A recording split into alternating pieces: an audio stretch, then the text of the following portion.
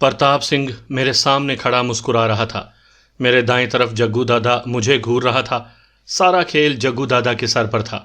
وہ جو فیصلہ کرتا حالات اسی طرح بدل جانے تھے۔ میں تیزی سے سوچ رہا تھا کہ اگر دادا میرے خلاف چلا جاتا ہے تو پھر مجھے کیا کرنا ہوگا۔ بول جگو، کیا فیصلہ کرتا ہے؟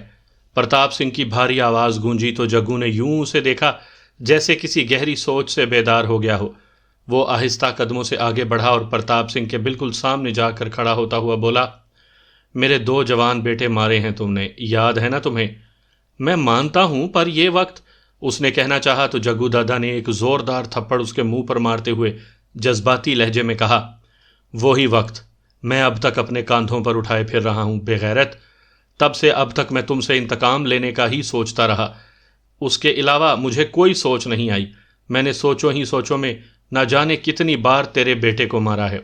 تم مجھے ڈراتے ہو کہ مجھے غدار کہہ دیا جائے گا، مگر تم اب بچ نہیں سکتے۔ مجھے اپنی موت کی کوئی فکر نہیں۔ پرتاپ سنگھ نے کہا تو جگو دادا بولا، تجھے ابھی مارنا کس نے ہے؟ ابھی تو تیرے سامنے تیرے بیٹے کو میں نے مارنا ہے، پھر تجھے پتہ چلے گا کہ بیٹے کی موت کا دکھ کیا ہوتا ہے۔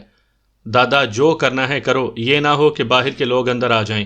میں نے اسے یاد دلایا تو وہ بولا، یہ بھڑوے ہمیں ہمارے ہی گھر میں ماریں گے؟ ایسا انہوں نے سوچا بھی کیسے؟ ابھی بتاتا ہوں انہیں۔ کچھ کرنا ہے، بتانا نہیں انہیں۔ میں نے اسے یاد دلایا تو اس نے سر ہلاتے ہوئے پرتاپ سنگھ کو کالر سے پکڑا اور باہر کی جانب دھکا دیا، پھر مجھے ساتھ آنے کا اشارہ کر کے اسے دھکے دے کر باہر نکالنے لگا۔ دائیں جانب چند کمرے تھے جن کے ساتھ ہی اوپر کی جانب سیڑھیاں چڑھ رہی تھیں۔ وہ ہمیں ایک کمرے میں لے گیا۔ ساتھ چلتے ہوئے اس نے مجھ سے پسٹل لے لیا تھا۔ جیسے ہی ہم کمرے میں داخل ہوئے تو اس نے گھما کر پسٹل پرتاپ سنگھ کے سر پر مارا۔ وہ لڑکھڑا گیا۔ اگلے چند لمحوں میں وہ فرش پر گر گیا۔ وہ بے ہوش ہو چکا تھا۔ یہ کیا کیا؟ میں نے پوچھا۔ ابھی بتاتا ہوں۔ یہ کہہ کر وہ تیزی سے آگے بڑھا۔ سامنے کی دیوار میں ایک الماری تھی، اس کے پٹ سیاہ لکڑی کے تھے۔ اس نے تیزی سے وہ پٹ کھولے، اندر کی طرف ہاتھ ڈال کر اس نے ایک خاص جگہ پر دباؤ دیا تو اندر ایک ریک گھوم گیا۔ سامنے اندھیری غار سی دکھائی دی، وہ کوئی خفیہ راستہ تھا۔ اس نے میری طرف دیکھتے ہوئے کہا، یہاں رہو تھوڑی دیر، پھر بتاتا ہوں کیا کرنا ہے۔ اسے اپنے ساتھ اندر رکھو، میں سب کو مطمئن کر کے آتا ہوں۔ یہاں سے باہر؟ میں نے پوچھنا چاہا تو وہ تیزی سے بولا، ادھر کمرے میں بھی آ سکتے ہو اور یہ راستہ باہر ایک دوسرے مکان میں کھلتا ہے۔ وہ مکان بھی اپنا ہی ہے، وہاں سے جدھر چاہو نکل سکتے ہو، لیکن ابھی پرتاپ سنگھ کو مارنا نہیں۔ ٹھیک ہے، میں نے کہا اور اس کو ٹانگوں کی طرف سے پکڑا۔ جگو دادا نے اس کے بازو پکڑے اور اس غارنما راستے میں ڈال دیا۔ میں بھی اس غارنما راستے میں چلا گیا تو دادا نے وہ الماری بند کر دی۔ اندر گھپ اندھیرا چھا گیا۔ گرمی کے ساتھ ساتھ کافی گھٹن بھی تھی۔ دونوں طرف کے سارے در بند تھے۔ میں نے فون نکال کر اس کی بیٹری روشن کر لی۔ بے ہوش پرتاپ سنگھ مجھ سے کچھ فاصلے پر بے حس و حرکت پڑا تھا۔ مجھے وہاں کھڑے 2 منٹ بھی نہیں ہوئے تھے کہ جگو دادا کا فون آ گیا۔ میں نے کال ریسیو کی تو وہ تیزی سے بولا، اس لیے کال کی ہے کہ تم باہر کی باتوں کو سنتے رہو۔ اگر کوئی گڑبڑ ہو گئی تو اسی راستے سے باہر نکل جانا، پرتاپ سنگھ کو یہیں چھوڑ دینا۔ ٹھیک ہے، میں نے کہا تو جگو دادا کی آواز ختم ہو گئی، لیکن کال چلتی رہی۔ شاید وہ چلتا ہوا باہر برآمدے میں آ گیا تھا۔ اس نے کسی سے کہا، گیٹ کھول کر دیکھو کہ کون ہے باہر۔ کچھ دیر تک یوں ہی بھاگ دوڑ کی آوازیں آتی رہیں۔ گیٹ کھلنے کی آواز آئی اور پھر کسی نے اونچی آواز میں کہا، کہاں ہے پرتاپ سنگھ اور وہ دشمن ملک کا غدار؟ تمہیں غلط فہمی ہوئی ہے، بلکہ میں کہوں تم غلط جگہ پر آ گئے ہو۔ جگو دادا کی آواز ابھری، نہ مجھے غلط فہمی ہوئی ہے اور نہ میں غلط جگہ پر آیا ہوں۔ تو پھر دیکھ لو، ایک ایک انچ کی تلاشی لے لو، جگو دادا نے کہا۔ تم نے انہیں بھگا دیا ہوگا۔ وہ آواز ابھری تو جگو دادا نے غصے میں کہا، دیکھ، میں سکون سے اپنے گھر کی تلاشی دے رہا ہوں اور تم پھیلتے جا رہے ہو۔ سیدھے مجھے پکڑ کر لے جانا چاہتے ہو تو لے جاؤ، چلو تلاشی لو۔ وہ آواز ابھری، پھر ایک دم سے خاموشی چھا گئی۔ کہیں کہیں کسی طرف سے کسی کے بولنے کی ہلکی ہلکی آوازیں آتی رہیں۔ اس غارنما راستے میں گھٹن بڑھتی چلی جاتی تھی۔ مجھے وہاں پر سانس لینا مشکل ہو گیا تھا۔ ایسے میں پرتاپ سنگھ نے کروٹ لی۔ وہ شاید ہوش میں آ رہا تھا۔ میرے لیے مشکل ہو گیا کہ خود اچھی طرح سانس لوں یا اسے پھر سے بے ہوش کروں۔ چند منٹ یوں ہی گزر گئے تو پرتاپ سنگھ ہوش میں آ گیا۔ اس نے اٹھ کر بیٹھنے کی کوشش کی تو میں نے پوری قوت سے ایک گھونسا اس کے منہ پر دے مارا۔ وہ پٹک کر پیچھے کی جانب گرا۔ وہ راستہ اتنا بڑا تھا کہ پورے قد سے کھڑا ہوا جا سکے۔ مجھے ڈر یہی تھا کہ پرتاپ سنگھ اونچی آواز میں چیخنا شروع نہ کر دے۔ میں نے فون اپنے کان سے لگایا ہوا تھا، لیکن اس میں کوئی واضح آواز سنائی نہیں دے رہی تھی کہ جس سے مجھے اندازہ ہو جاتا کہ باہر کیا چل رہا ہے۔ گھٹن زیادہ بڑھنے لگی تو میں نے وہاں سے نکل جانے کا سوچا۔ پرتاپ سنگھ فرش پر پڑا تھا، وہ کوئی حرکت نہیں کر رہا تھا۔ میں اس گو مگو میں تھا کہ اسے بھی ساتھ کھینچ کر لے جاؤں یا پھر اکیلا ہی باہر جانے کی کوشش کروں۔ میں اگر چھوڑ کر جاتا تو لازمی بات تھی کہ وہ چیخنے لگتا۔ میں اسی کشمکش میں تھا کہ جگو دادا کی آواز ابھری، ہاں ہو گئی تم لوگوں کی تسلی؟ دیکھو جگو، ہم غلط نہیں آئے، وہ ہے یہیں پر، سیدھی طرح بتا دے ورنہ تجھے ہمارے ساتھ جانا پڑے گا۔ وہی آواز ابھری، تم آئے ہی اسی لیے ہو کہ مجھ پر الزام دھرو اور ساتھ لے جاؤ۔ چلو لے چلو، پھر مجھ پر کوئی الزام مت دھرنا کہ کون کہاں قتل ہو گیا۔ جگو دادا نے پوری بدماشی دکھاتے ہوئے دھمکی دے دی۔ اگر مجھے پتا، اگر مگر مت کرو، اب اور کیا کروں جو تجھے یقین آ جائے؟ جگو نے کہا، ابھی تو جاتا ہوں لیکن میری نظر تم پر رہے گی، نہیں چھوڑوں گا میں تمہیں، اس آواز نے دھمکی دی۔ او لڑکے، یہ جائیں تو گیٹ لگا دینا، جگو دادا نے مزید بات نہ کرنے کے لیے کہا۔ اس سے بڑھ کر کیا ہو سکتا تھا؟ وہ شاید برآمدے میں کھڑا یہ سب دیکھ رہا تھا۔ تقریباً 2 منٹ کے بعد اس نے کہا، ویر سنگھ ہوش میں ہو نا؟ ہاں میں ہوش میں ہوں لیکن جلدی بے ہوش ہو جاؤں گا۔ میں نے بمشکل کہا تو وہ بولا، بس ابھی آیا، اس نے کہا اور فون بند کر دیا۔ الماری کھلتے ہی تازہ ہوا کے جھونکے سے میری سانس بحال ہونے لگی۔ ایسے میں جگو دادا بھی اندر آ گیا۔ اس نے آتے ہی کہا، دوسرے مکان میں جاتے ہیں، وہاں جا کر سوچتے ہیں کیا کرنا ہے، جو کرنا ہے جلدی کرو۔ میں نے کہا تو وہ غارنما راستے میں سے آگے ہی آگے بڑھتا گیا۔ کچھ ہی دیر بعد ہوا کا جھونکا تیز ہوتا گیا تو میں سمجھ گیا کہ ادھر کا دروازہ بھی کھل گیا ہے۔ جگو دادا واپس آیا، اس نے پھر پرتاپ سنگھ کو کاندھوں سے پکڑا تو میں نے ٹانگوں سے پکڑ لیا۔ ہم اسے گھسیٹتے ہوئے دوسرے مکان میں لے گئے۔ اسے فرش تک لاتے ہوئے ہم ہانپنے لگ گئے تھے۔ ایک تو پرتاپ سنگھ کا وزن زیادہ تھا، دوسرا اس غارنما راستے میں ہوا کا دباؤ بہت کم تھا۔ جگو دادا، مجھے لگتا ہے کہ اب اس پرتاپ سنگھ سے جان چھڑانا پڑے گی ورنہ یہ تیرے لیے عذاب بن جائے گا، میں نے پھولے ہوئے سانس میں کہا تو وہ سوچتے ہوئے بولا، مجھے بھی یہی لگتا ہے، تو چل پھر دیر نہ کر، سوچ اس کا کیا کرنا ہے۔ میں نے کہا تو وہ بولا، لیکن پہلے سوچنے والی بات ایک اور بھی ہے۔ وہ کیا؟ میں نے تجسس سے پوچھا۔ تیرے لیے محفوظ ٹھکانے کی، اب تم رانی بھاگوتی کے پاس نہیں جا سکتے۔ اس نے دھیمے سے کہا تو مجھے لگا کہ ایسا ہی ہے۔ میرے خیال میں ریاست کے لوگ متحرک ہو گئے ہیں، ممکن ہے انہوں نے رانی بھاگوتی کو پکڑ ہی لیا ہو۔ میرا من چاہ رہا تھا کہ میں ریتو کو فون کروں، تبھی میں نے پوچھا، تیرے پاس ہے کوئی ٹھکانہ؟ ہاں ہے، اگر تجھے یہاں سے نکلنا بھی پڑے تو کوئی تیری طرف آنکھ اٹھا کر بھی نہ دیکھے۔ چل ٹھیک ہے، پہلے اسے ہوش میں لا، میں نے کہا۔ ہوش میں کیا لانا، ٹھوک دے اسے، جگو دادا نے نفرت سے کہا۔ ابھی نہیں، ابھی تھوڑی دیر ٹھہر۔ یہ کہتے ہوئے میں پرتاپ سنگھ کو ہوش میں لانے لگا۔ کچھ ہی دیر بعد اس نے آنکھیں کھولی اور ہونکوں کی مانند دیکھا، پھر مجھ پر نگاہ پڑتے ہی اس نے کہا، دیکھ، مجھے قتل کرے گا تو باہر آئے لوگ تجھے زندہ نہیں چھوڑیں گے، تم اور جگو دادا دونوں ہی۔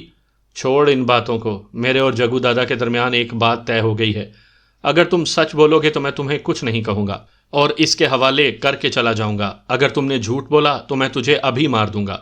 یہ کہتے ہوئے میں نے پسٹل اس کی آنکھوں کے سامنے لہرائی۔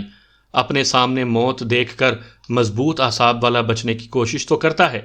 اس نے ایک لمحے کو سوچا اور پھر دھیرے سے بولا، پوچھو کیا پوچھنا ہے؟ وہی، تجھے کس نے کہا تھا کہ ڈاکٹر صاحب کو قید خانے میں ڈالنے کے لیے؟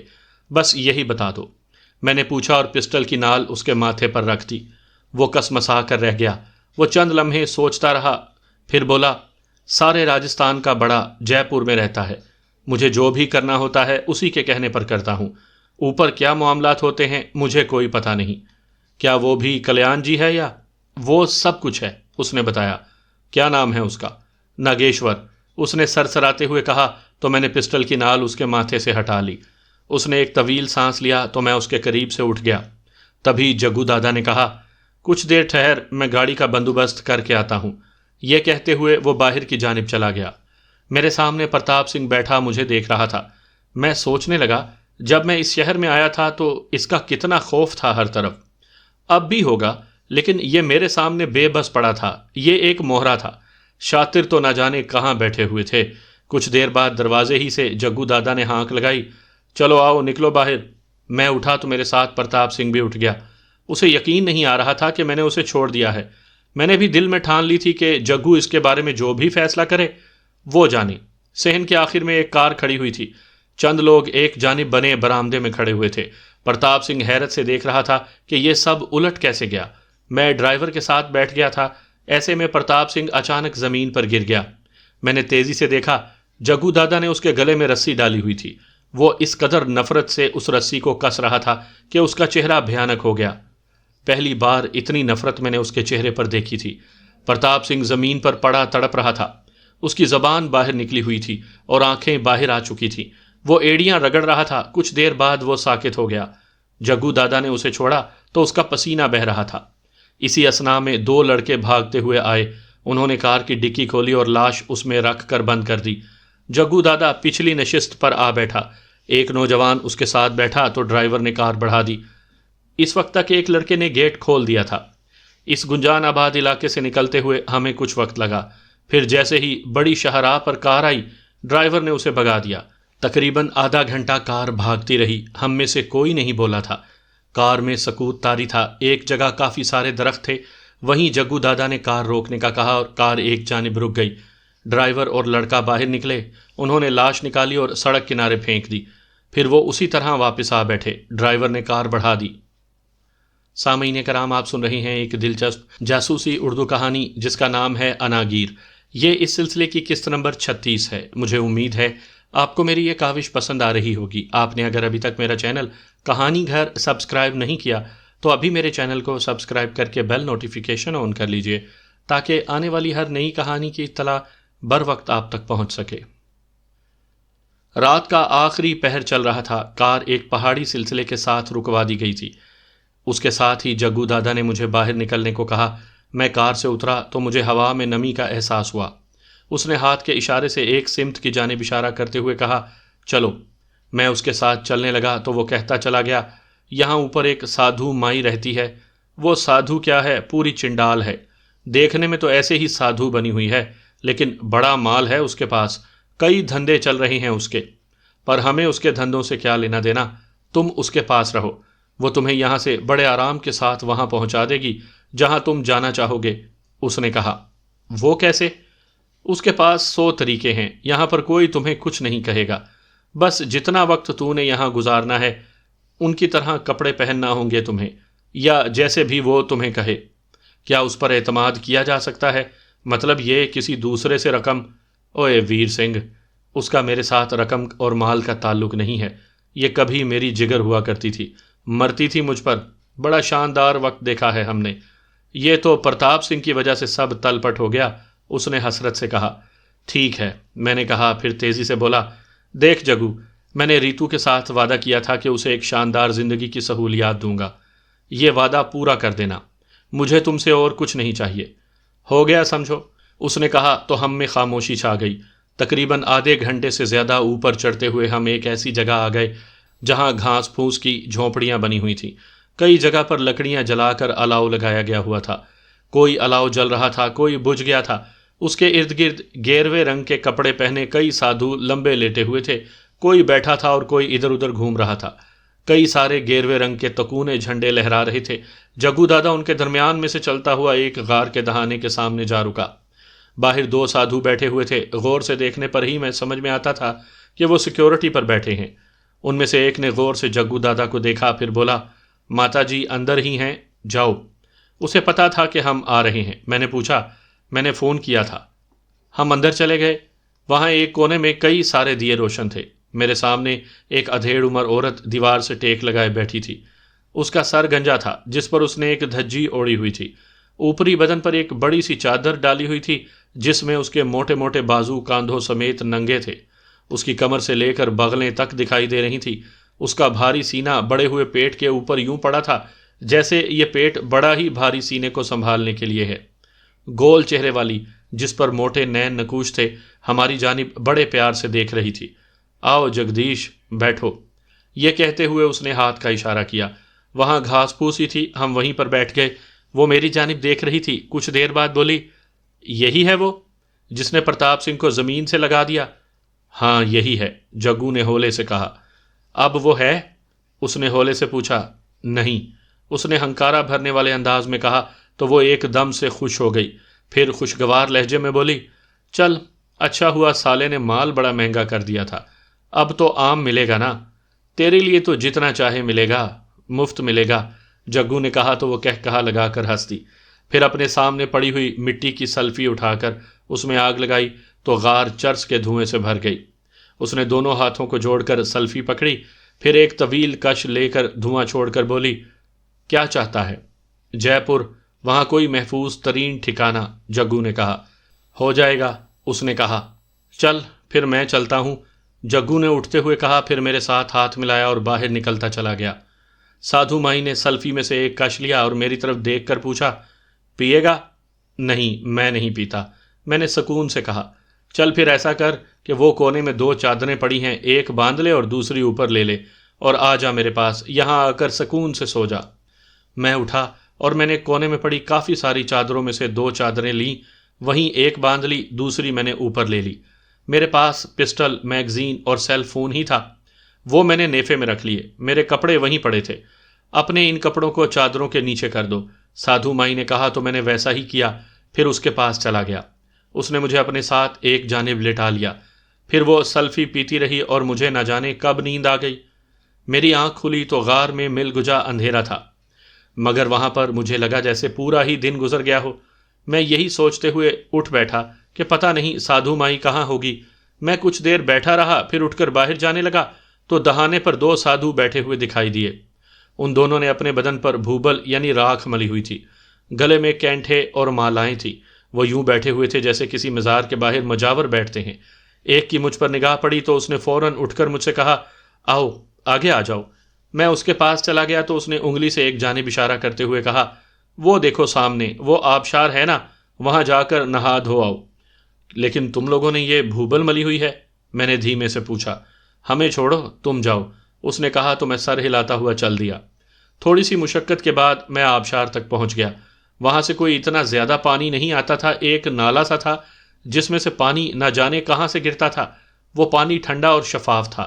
میں نے اوپری چادر میں پسٹل، میگزین اور سیل فون اکٹھا کر کے رکھا اور دھوتی باندھے نہانے لگا۔ میں پوری طرح فریش ہو چکا تھا۔ میں نے گیلی چادر ہاتھوں میں لی اور خشک چادر باندھ کر واپس اسی غار میں آ گیا۔ میں نے گیلی چادر کو باہر ہی پھیلا دیا، اندر آ کر ایک مزید خشک چادر لے لی۔ میں ابھی بیٹھا ہی تھا کہ ایک سادھو پیتل کے بڑے سے تھال میں میرے لیے کھانا لے کر آ گیا۔ وہ کھانا بھی عجیب تھا، اس میں ایک جانب سالن پڑا تھا تو دوسری جانب مٹھائی کے ٹکڑے تھے، کہیں حلوہ تھا تو کہیں پاپڑیاں اور پھل۔ وہ ایک یادگار کھانا تھا جس کا لطف آ گیا۔ میں نے پیٹ بھر کر کھایا۔ کچھ دیر بعد ہی وہی سادھو واپس آیا تو اس نے ایک سیاہ رنگ کی مالا میرے گلے میں پہنا دی۔ تبھی میں نے پوچھا، سادھو مائی کہاں ہیں؟ وہ اپنے استھان پر ہیں، اس نے کہا اور پیتل کا تھال اٹھا کر چلا گیا۔ میں کچھ دیر تک وہیں پڑا رہا، پھر اٹھ کر غار سے باہر آ گیا۔ وہ دونوں سادھو اب بھی وہیں بیٹھے ہوئے تھے۔ انہوں نے مجھ سے کوئی بات نہیں کی۔ میں آگے بڑھ گیا۔ باہر کا ماحول بہت اچھا تھا، ٹھنڈی ہوا چل رہی تھی، ہر طرف سادھوؤں کی ٹولیاں بیٹھی ہوئی تھیں۔ ایک اونچی سی جگہ پر سادھو مائی براجمان تھی۔ وہ اس وقت بدن پر بھوبل ملے ہوئے ایک چٹائی پر بیٹھی ہوئی تھی۔ اس کے ماتھے پر بڑا سا کشکا تھا۔ اس نے اپنے سامنے ترشول گاڑا ہوا تھا جس کے ساتھ ایک ڈمرو بندھا ہوا تھا۔ وہ خود کو شیو کا پجاری ظاہر کر رہی تھی۔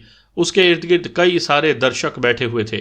وہ ایک ایک کو اپنے پاس بلاتی جاتی، ان پر جنتر منتر پڑتی، مور پنکھ ان پر پھیرتی اور چیخ چیخ کر انہیں آشیرواد دیتی۔ میں جانتا تھا کہ یہ سب ڈرامہ ہے، لیکن لوگوں کا اس پر اعتقاد تھا تو اتنی دور شہر سے باہر آتے تھے، ہو سکتا ہے دوسرے شہروں سے بھی چل کر آتے ہوں۔ اس کا کاروبار تھا، چل رہا تھا۔ میں تھوڑی دیر یہ تماشا دیکھتا رہا، پھر ایک ویرانے کی جانب بڑھ گیا۔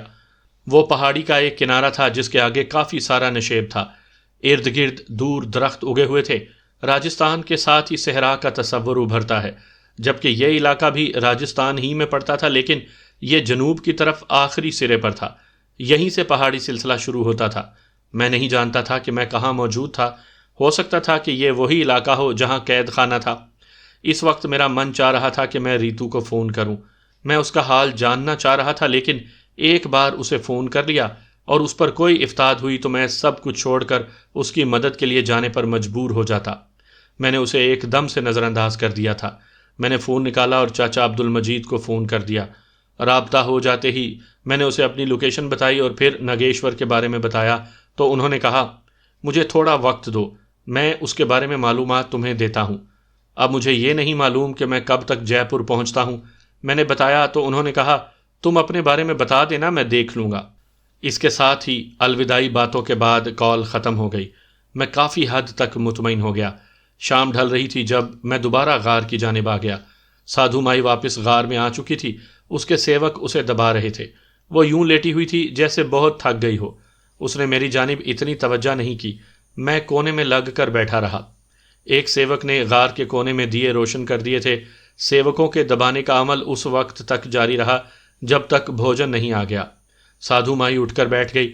ہمارے پاس 2 تھالیاں آئی تھیں، ایک انہوں نے میرے سامنے رکھ دی اور ایک سادھو مائی کے سامنے۔ اس میں وہی کچھ تھا جو شام کے وقت مجھے دیا گیا تھا۔ سادھو مائی نے پیٹ بھر کر کھایا۔ اس دوران اس نے کوئی بات نہیں کی۔ وہ کھا پی چکی تو ایک سیوک نے سلفی میں کافی ساری چرس رکھی اور سادھو مائی کی جانب بڑھا دی۔ اس نے وہ سلفی پکڑی، اسے آگ دکھائی اور پھر گہرا کش لے کر دھواں فضا میں چھوڑتے ہوئے میری جانب دیکھ کر بولی، تم باہر آئے تو دور دور رہے، میرے پاس کیوں نہیں آئے؟ یہی ڈر تھا کہ کہیں درشکوں میں کوئی ایسا ویسا بندہ نہ ہو جس کی وجہ سے میں پہچان لیا جاؤں اور کوئی نئی مصیبت نہ پڑ جائے۔ میں نے دھیمے سے انداز میں کہا تو وہ سر ہلاتے ہوئے بولی، بات تو تمہاری ٹھیک ہے، محتاط رہنا اچھا ہوتا ہے۔ لوگ وہاں تھے بھی تو بہت۔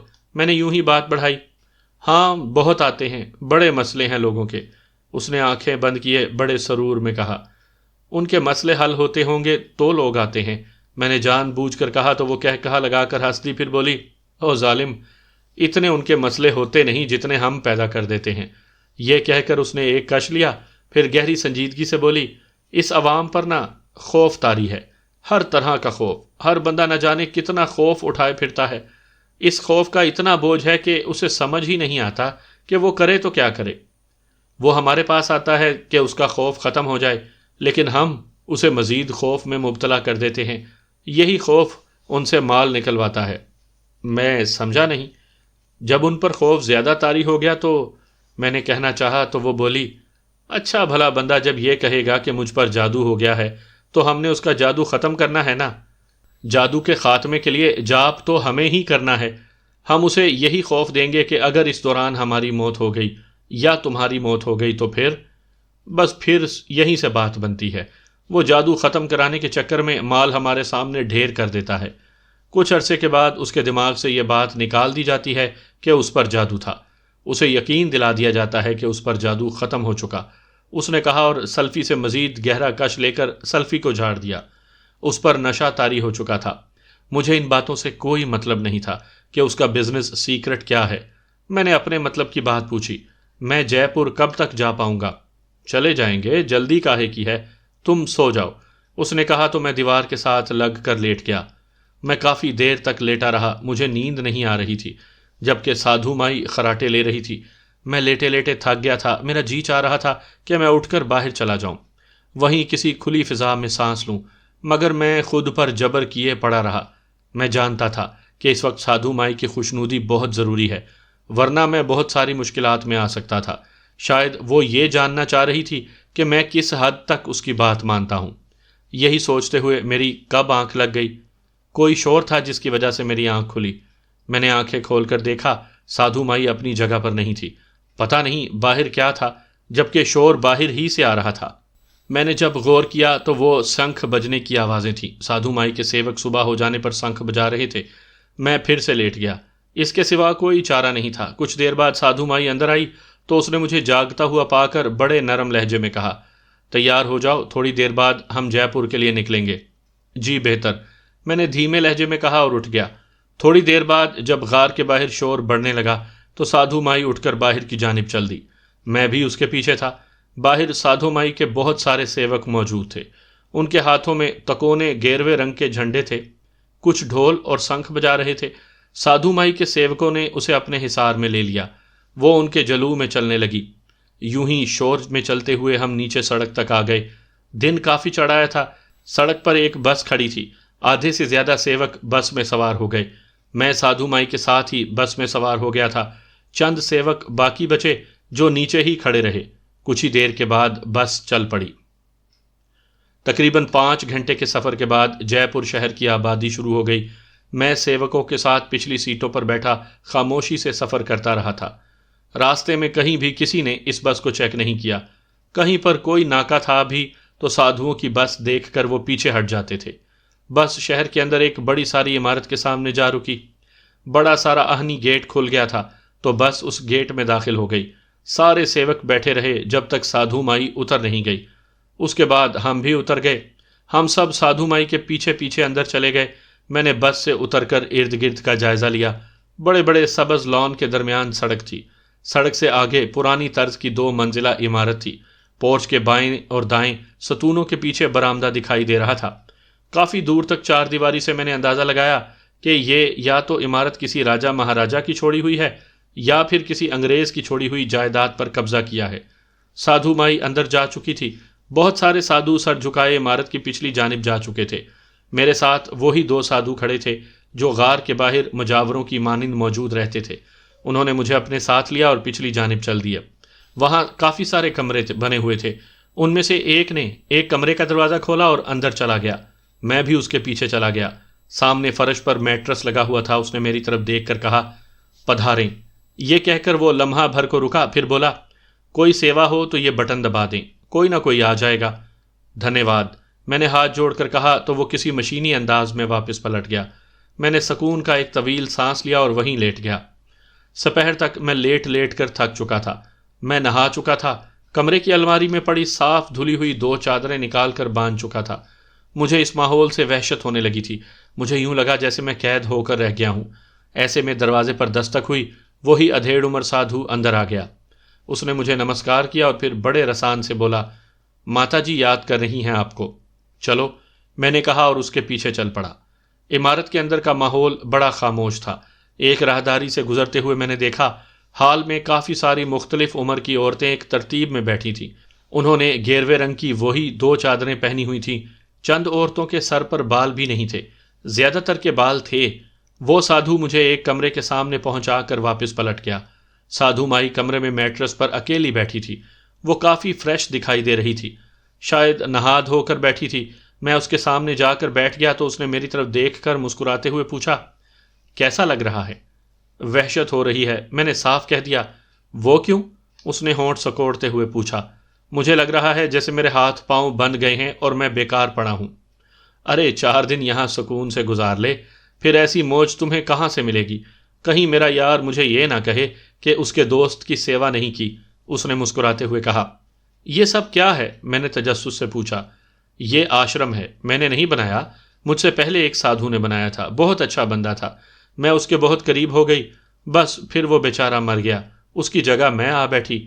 اس نے کہا تو میں نے کہا لگاتے ہوئے کہا، اور اگر تم مر جاؤ تو تمہاری جگہ کوئی آ کر بیٹھ جائے گا۔ بالکل، مجھے یہ بھی یقین ہے کہ کئی میرے مرنے کی تمنا لیے پھر رہے ہوں گے، یا ان عورتوں میں کوئی اپنے آپ کو میری جگہ دیکھ رہی ہوگی۔ اس نے مجھے سمجھاتے ہوئے کہا، جب یہاں اتنا بڑا سیٹ اپ ہے تو پھر وہ ویران پہاڑی؟ میں نے تجسس سے پوچھا تو وہ مسکرا کر بولی، ارے یہاں کہاں اتنا مال ملتا ہے، یہاں کے مال سے تو یہاں کا خرچ پورا نہیں ہوتا۔ وہ پہاڑی کوئی ایک ٹھکانہ نہیں ہے، بہت ساری جگہ ہیں جہاں میں جاتی ہوں، مال تو وہاں سے اکٹھا ہوتا ہے، کئی دھندے چلتے ہیں وہاں پر۔ اچھا، وہ تو سب ٹھیک ہے، اب مجھے اجازت دو، میں نکلتا ہوں یہاں سے، میں نے پرسکون انداز میں کہا۔ پر تو جائے گا کہاں؟ اس نے پوچھا۔ کہیں بھی، جہاں سانپ وہیں جوگی، میں نے گول مول بات کی تو وہ ہنستے ہوئے بولی، ایسے بات مت کر ببوا، جوگی ایسے ہی جے پور میں نہیں آیا، مجھے بول، تجھے اسی خاص بندے تک پہنچا دوں گی۔ اگر وہ تیرا دوست ہوا، بہت طاقتور ہوا، تب بھی؟ میں نے پوچھا تو اس نے ایک طویل سانس لی، پھر دکھی لہجے میں بولی، اس دنیا میں کوئی دوست کوئی دشمن نہیں ہوتا، بس مفاد ہوتا ہے، جس سے فائدہ مل گیا وہ دوست، جس سے نہیں ملا وہ دشمن۔ ہاں یہ تو ہے، لیکن کچھ باتیں فائدے نقصان سے بڑھ کر بھی ہوتی ہیں، میں نے پرسکون انداز میں کہا تو میری جانب دیکھ کر بولی، فائدہ کسی نہ کسی کا ہو رہا ہوتا ہے، کوئی بھی شعبہ ہو، چاہے وہ جرم کی دنیا ہو، ٹھگی، چوری چکاری، فراڈ، جو بھی ہو، حتیٰ کہ یہ میرا کام بھی، جہاں جتنی کامیابی ہوتی ہے وہاں اتنے ہی حاسد پیدا ہو جاتے ہیں۔ وہ یا تو ان کی جگہ لینا چاہتا ہے یا پھر اسے ختم کر دینے کے در پہ ہوتا ہے۔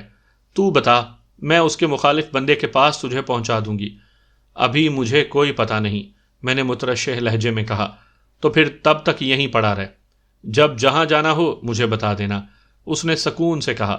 نہیں، تمہارے ہاں سکون ہے جو مجھے بالکل پسند نہیں۔ مجھے یوں لگتا ہے جیسے میں یہاں رہا تو جم جاؤں گا۔ میں نے کہا تو وہ کہا لگا کر ہنس دی، پھر بولی، میں سمجھ گئی ہوں، آج رات ہی تجھے بھیج دوں گی۔ دھنیہ واد، میں نے ہاتھ جوڑتے ہوئے کہا تو اس نے مجھے جانے کا اشارہ کر دیا۔ میں اٹھا اور باہر آ گیا۔ میں واپس کمرے میں آ کر لیٹ گیا۔ مجھے جے پور کے بارے میں بالکل پتہ نہیں تھا۔ مجھے یہاں کسی نہ کسی کی مدد درکار تھی۔ سادھو مائی نے کوئی نئی بات نہیں کی تھی کہ جس بندے تک میں نے پہنچنا تھا اس کے کسی مخالف کے پاس ہی مجھے ہونا چاہیے تھا۔ ایسا شروع سے چلتا آ رہا تھا۔ دشمن جب بھی وار کرتا ہے ایسے ہی کرتا ہے۔ وہ پہلے معاشرے کے ناراض لوگوں کو ہی اپنے حصار میں لیتا ہے اور پھر ان کے سہارے انتشار پیدا کرتا ہے۔ میں انہی سوچوں میں گم تھا کہ چاچا عبد المجید کا فون آ گیا۔ میں تو چاہتا تھا کہ تم واپس آ جاتے، تمہارا مشن مکمل ہو گیا تھا، لیکن اب تم اصرار کر رہے ہو تو سنو، تمہیں ناگیشور کے بارے میں غلط بتایا گیا ہے۔ یہ ٹھیک ہے کہ وہ انڈر ورلڈ مافیا سے جڑا ہوا ہے، لیکن اس کا کلیان جی سے کوئی تعلق نہیں ہے۔ تو پھر یہاں پر کون ہے جس نے؟ میں نے پوچھا۔ یہ درست ہے کہ وہ شخص یہیں اسی شہر میں رہتا ہے جو کلیان جی بھی ہے اور ریاست کا ایجنٹ بھی۔ پوری کوشش کے بعد بھی ابھی تک اس شخص کا حتمی نام سامنے نہیں آ سکا ہے جس کے بارے میں یقین سے کہا جا سکے۔ چاچا عبد المجید نے سمجھانے والے انداز میں کہا۔ تو پھر مجھے کیا کرنا چاہیے؟ میں نے پوچھا۔ میں تجھے ایک نمبر بھیجتا ہوں، اس پر کال کرو، وہ سب تمہیں سمجھا دے گا۔ وہ وہاں پر ہمارا سب سے بااعتماد سلیپر سیل ہے، انہوں نے کہا۔ اوکے، میں نے کہا اور پھر کال ختم ہو گئی۔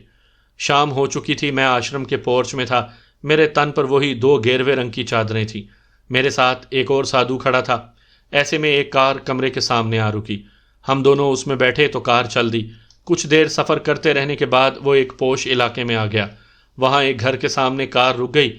کچھ دیر بعد گیٹ کھلا اور ہم کار سمیت اندر چلے گئے۔ ہم کار سے اتر کر اندر چلے گئے۔ وہ جدید قسم کا سیلون تھا۔ وہاں کئی لوگ اپنے کام میں مصروف تھے۔ ایک نوجوان کاؤنٹر پر بیٹھا تھا۔ اس نے ہم سب سے ہاتھ ملایا، پھر میری طرف دیکھ کر بولا، ویلکم، آئیں۔ وہ ہمیں لیتا ہوا ایک کمرے میں آ گیا۔ سادھو اور ڈرائیور ایک جانب بیٹھ گئے۔ تب اس نوجوان نے کہا، آئیں، سب سے پہلے میں آپ کا حلیہ ٹھیک کرتا ہوں۔ میں آئینے کے سامنے ایک کرسی پر بیٹھ گیا۔ میں نے خود کو آئینے میں دیکھا تو خود ہی کو پہچان نہیں پایا۔ وہ میرا حلیہ بدلنے لگا۔ میرے بدن پر جدید تراش کا مہنگا سوٹ تھا، مہنگا جوتا، ایک ہاتھ میں گھڑی اور دوسرے میں بریسلیٹ تھا۔ یہ سب سادھو مائی کی طرف سے تھا۔ میں اپنا پسٹل، میگزین اور سیل فون سنبھال چکا تھا۔ میں جب تک تیار ہوا، سادھو اور ڈرائیور وہاں سے جا چکے تھے۔ میں نے وہیں سے اس نمبر پر کال کی جو چاچا عبد المجید نے مجھے بھیجا تھا۔ وہ میرے ہی انتظار میں تھا۔ اس نے مجھے سمجھا دیا کہ میں اس تک کیسے پہنچ سکتا ہوں۔ وہ ایک چھوٹی سی گلی تھی جو اوپر کی طرف اٹھتی چلی جا رہی تھی۔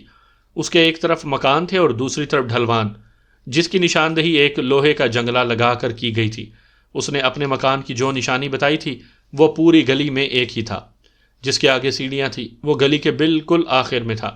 میں نے ٹیکسی وہیں رکوا دی۔ میں نے اسے ادائیگی کی تو وہ آگے بڑھ گیا۔ میں نے ایک طویل سانس لیا اور اس مکان پر نگاہ ڈالی۔ میں نے چند قدم بھرے اور سیڑھیاں چڑھتا ہوا دروازے تک آن پہنچا۔ دستک کے جواب میں تھوڑی دیر بعد ایک شخص نمودار ہوا۔ اس کا قد لمبا تھا، گھٹا ہوا بدن۔ اس نے ٹی شرٹ اور شارٹس پہنے ہوئے تھے۔ سر کے بال کھچڑی اور کلین شیو تھا۔ اس نے گہری نگاہ سے مجھے دیکھا تو میں نے کہا، مجھے شری دھر سے ملنا ہے، ابھی ان سے فون پر بات ہوئی تھی۔ میں ہی ہوں، تم ویر سنگھ ہو؟ اس نے پوچھا۔ ہاں، میں ویر سنگھ ہوں، میں نے کہا۔ تو اس نے پھر سے مجھے گہری نگاہ سے دیکھا اور اندر جانے کے لیے راستہ چھوڑ دیا۔ چھوٹے سے لاؤنج میں بڑے مہنگے صوفے دھرے ہوئے تھے۔ اس نے مجھے بیٹھنے کا اشارہ کیا اور کچن کی جانب بڑھ گیا۔ کچھ دیر بعد واپس آیا تو اس کے ہاتھ میں سوڈے کی بوتل تھی۔ اس نے میرے سامنے رکھی اور صوفے پر بیٹھتے ہوئے بولا، میں کبھی کبھی یہاں اکیلے رہنے کے لیے آتا ہوں۔ میری فیملی یہاں نہیں ہے، وہ مستقل لندن میں رہتے ہیں۔ تم اگر یہاں رہنا چاہو تو بڑے آرام سے یہاں رہ سکتے ہو۔ مجھے یہاں رہنا نہیں، کام ختم کرتے ہی چلے جانا ہے۔ میں نے کہا، جس کام کے لیے تم یہاں آئے ہو نا، وہ کام ملے گا تو کرو گے نا؟ وہ ہنستے ہوئے بولا۔ پھر لمحہ بھر کو رک کر اٹھتے ہوئے کہا، خیر تم یہ سوڈا انجوائے کرو، میں تیار ہو کر آتا ہوں، ڈنر باہر ہی کریں گے۔ وہ تیار ہو کر آ گیا۔ اس نے بھی بہترین تراش کا سوٹ پہنا ہوا تھا۔ ہم باہر گلی میں آ گئے۔ اس نے ساتھ والے گھر کا گیٹ کھولا جہاں ایک قیمتی کار کھڑی تھی۔ اس نے وہ نکالی، گیٹ کو تالا لگایا اور مجھے ساتھ میں بٹھا کر چل دیا۔ وہ مجھے اس شہر کے بارے میں بتانے لگا۔ یہ ایسے ہی معلومات تھی جیسے کسی ٹورسٹ کو دی جاتی ہیں۔ یہاں تک کہ ہم ایک مہنگے ریستوران میں آ گئے۔ اس نے ہال میں بیٹھنا پسند نہیں کیا، بلکہ اس کے عقب میں ایک بڑے سارے سبز لان میں کرسیاں اور میز لگے ہوئے تھے، ہر طرف بڑی رنگینی تھی، وہاں سجاوٹ کا خاص اہتمام کیا ہوا تھا۔ ایک ملگجی سی روشنی والے گوشے میں 4 کرسیاں پڑی تھیں، ہم ان پر جا بیٹھے۔ اس نے بیٹھتے ہی کہا، دنیا بھر میں جہاں بھی کوئی مافیا یا انڈر ورلڈ کام کرتا ہے نا، اس کا مقصد صرف اور صرف فائدہ ہے، وہاں انسانی جان کی کوئی قدر و قیمت نہیں۔ اگر تم کسی کے لیے گولی اٹھائے پھرتے ہو نا، تو ایک گولی تمہارے لیے بھی کوئی لیے پھرتا ہوگا، وہی کامیاب ہے جس نے پہلے گولی چلا دی۔ تم ٹھیک کہتے ہو، میں نے کہا، جدید ٹیکنالوجیز نے ان مافیاز اور انڈر ورلڈ کو مزید مضبوط کر دیا ہوا ہے، یہ اس سے زیادہ کام لے رہے ہیں، اس نے کہا، اسی وجہ سے ان کی جڑیں زیادہ پھیل رہی ہیں۔ میں نے اس کی ہاں میں ہاں ملائی۔ وہ میری بات نظر انداز کرتا ہوا بولا، ہر شہر کا اپنا مزاج ہوتا ہے، اسی طرح وہاں پر کام کرنے کے لیے طریقہ بھی تھوڑا مختلف ہوتا ہے۔ تم آج آئے ہو، کل چلے جاؤ گے، یا یہیں کہیں کوئی تمہاری لاش اٹھا کر ٹھکانے لگا دے گا۔ ہم لمبا کھیل کھیلتے ہیں۔ کیسا لمبا کھیل؟ میں نے پوچھا۔ اس شہر میں بساط بچھی ہوئی ہے، کھیلنے والے کئی شاطر ہیں جو اپنے مہرے بناتے ہیں، ان کے ذریعے چال چلتے ہیں، یہ ہر شاطر پر منحصر ہے کہ وہ اپنے مہرے کیسے بناتا ہے۔ اس نے کہا تو یوں لگا جیسے میں کسی پاگل کے پاس بیٹھا ہوا ہوں اور وہ صرف باتیں کرنا جانتا ہے۔ اگر چاچا عبد المجید نے اس سے ملنے کے لیے نہ کہا ہوتا تو میں اس کے بارے میں کوئی دوسرا فیصلہ کر چکا ہوتا۔ میں نے اس کی بات کا کوئی جواب نہیں دیا تو اس نے کہا، خیر، 1-2 دن میں تمہارے کام کا پتہ چل جائے گا، پھر تم جو چاہو گے وہی ہوگا، لیکن آج میں تمہیں اپنے ہی گھڑے ہوئے ایک مہرے سے ملوانا چاہوں گا۔ کون ہے وہ؟ میں نے یوں ہی بات بڑھانے کے لیے پوچھا تو وہ کہتا چلا گیا، 1 برس پہلے اس کا باپ قتل ہو گیا تھا، وہ بڑا بے ضرر آدمی تھا، بس اپنے بزنس سے اسے غرض تھی، وہ اس شہر میں گولڈ کا بہت بڑا بیوپاری تھا۔ اس لڑکے نے وراثت میں ایک بڑا مضبوط بزنس پایا، اس نے خود کو اجاڑا نہیں بلکہ نئے سرے سے اپنا گولڈ کا بزنس شروع کیا، ساتھ میں منی ایکسچینج، اور اب ہوٹل انڈسٹری میں قدم رکھنے جا رہا ہے۔ تم نے اسے اپنا مہرا؟ میں نے کہنا چاہا مگر وہ میری بات کو نظر انداز کرتے ہوئے بولا، وہ اپنے باپ کے قاتلوں کی تلاش میں تھا، ہم نے اس کے باپ کا قاتل ڈھونڈ دیا، قاتل خود اس شہر کا بڑا بزنس مین ہے، یہی گولڈ اور ہوٹلنگ میں اس کی ساکھ ہے۔ یہ لڑکا شیو نارائن اب اس کے مقابلے میں آ گیا ہے، خود کیا آیا ہے، ہم اسے لے آئے ہیں۔ جہاں تک مجھے شک ہے، شیو نارائن کے باپ کا قاتل وہ بزنس مین ہی تمہارا مطلوبہ شخص ہو سکتا ہے۔ ناگیشور؟ میں نے پوچھا۔ نہیں، وہ نہیں ہے، وہ تو بہت چھوٹا سا ڈرگ ڈیلر ہے، جس نے بھی تمہیں اس کی راہ پر ڈالا ہے اس نے جھوٹ بولا ہے، وہ اتنا بڑا کام نہیں کر سکتا، اس نے نفی میں سر ہلاتے ہوئے کہا۔ وہ قاتل بزنس مین کون ہے؟ میں نے پوچھا۔ صرف 2 گھنٹے یہاں جو ہم بیٹھے ہیں تو صرف اسی لیے، شام تک جو معلومات ملی تھیں وہ میں نے تمہیں بتا دیں، اب بس تصدیق باقی ہے، ہمارے یہاں بیٹھتے ہی کنفرم ہو جائے گا تو میں تمہیں شیو نارائن سے ملوا دوں گا، پھر تم جتنی جلدی چاہو اپنا کام ختم کر سکتے ہو۔ اس نے کہا تو مجھے اس کے بارے میں اپنی رائے بدلنی پڑی۔ وہاں کی مقامی ڈشز میں وہی بڑا مسالے دار چٹپٹا کھانا تھا۔ کھانے کے دوران وہ پھر سے شہر کے بارے میں بتاتا رہا اور میں سنتا رہا۔ اس دوران اس نے اپنا سیل فون اپنے سامنے رکھا ہوا تھا۔ ڈنر کے بعد ہم بل کے انتظار میں تھے کہ اس کے سیل فون کی سکرین روشن ہو گئی، کوئی میسج آیا تھا، اس نے سکون سے وہ میسج دیکھا اور پھر بڑبڑاتے ہوئے بولا، میرا شک درست نکلا، وہی ہے ستیا رام۔ یہ وہی ہے قاتل؟ میں نے پوچھا۔ ہاں وہی ہے، اس نے شہر کی سیاست اور بزنس پر پوری گرفت کی ہوئی ہے، مجھے شک تو تھا کہ یہ کسی انڈر ورلڈ کے بغیر نہیں چل سکتا، مگر آج پتہ چل گیا کہ یہ خود مافیا ہے، اس نے سنجیدگی سے کہا۔ پھر شیو نارائن اس کے سامنے کس طرح ٹھہرا ہوا ہے؟ میں نے ایک نئے پہلو سے بات کرنا چاہی۔ وہ اب ستیا رام کے مخالفین میں سے ہے لیکن ابھی کچھ بھی نہیں کر پا رہا، اس نے دھیمے سے کہا۔ وہ خاموش ہو گیا تھا، شاید اس پر سوچیں حاوی ہو گئی تھی۔ اس نے تیزی سے خود میسج کیا جس کا فوراً ہی جواب آ گیا۔ اس دوران بل آ گیا تو اس نے بل دیا، پھر اٹھتے ہوئے بولا، آؤ چلیں۔ ہم دونوں چلتے ہوئے ریستوران سے باہر آ گئے، ہم پارکنگ تک گئے، وہاں سے کار لی اور پھر انجانی راہ پر چل نکلے۔ اس بار شری دھر خاموش تھا، اس نے کوئی بات نہیں کی تھی۔ ہم واپس اسی گھر میں آ گئے۔ کیا ہم نے شیو نارائن سے نہیں ملنا تھا؟ میں نے سیڑھیاں چڑھتے ہوئے پوچھا تو اس نے کہا، میرا نہیں خیال اب اس سے ملنا ضروری ہے۔ میں خاموش ہو گیا۔ اس نے دروازہ کھولا اور ہم لاؤنج میں جا پہنچے۔ وہاں وہ چند منٹ کھڑا سوچتا رہا، پھر بولا، تم ایزی ہو جاؤ، پھر ہم بات کرتے ہیں، آؤ تمہیں کمرہ دکھاؤں۔ میں اس کے پیچھے چل پڑا۔ کچھ دیر بعد ہم پھر سے لاؤنج میں آ بیٹھے تھے، ہمارے درمیان 2 کافی کے مگ پڑے ہوئے تھے وہ کافی پیے جا رہا تھا اور خاموش تھا۔ شاید اس کی سمجھ میں نہیں آ رہا تھا کہ بات کہاں سے شروع کرے۔ کافی دیر بعد اس نے لب کھولے، شیو نارائن پہلے ہی ستیا رام کی نگاہوں میں ہے۔ جیسے ہی تم اس سے ملتے تم بھی نگاہوں میں آ جاتے۔ ستیا رام کا نیٹ ورک بہت تیز اور پھیلا ہوا ہے، سمجھو پھر تم کچھ بھی کر سکتے ہو۔ لیکن کوئی نہ کوئی راستہ تو نکالنا ہے نا، میں نے کہا۔ مشکل یہ ہے میری جان کہ اتنا بڑا نیٹ ورک توڑنا، اس میں ستیا رام تک پہنچنا کسی ایک بندے کا کام نہیں، اس کے لیے ایک طویل پلاننگ کی ضرورت ہے، اس نے دھیمے سے لہجے میں کہا۔ تو پھر کیا کرنا ہوگا؟ میں نے پوچھا۔ کچھ بھی نہیں، کافی پیو اور اپنے کمرے میں جا کر سکون کرو، کچھ نہ کچھ ہو جائے گا، کوئی تو راہ نکلے گی، اس نے کہا اور مگ اٹھا کر ایک بڑا سا گھونٹ بھر لیا۔